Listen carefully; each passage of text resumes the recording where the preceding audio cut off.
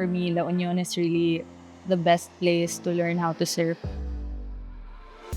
I've been surfing for 6 years already. I was born and raised in Davao, but now I really call La Union my home. Sobrang swerte namin dito na nakaka-surf namin na mga world-class longboarders. You have world-class waves.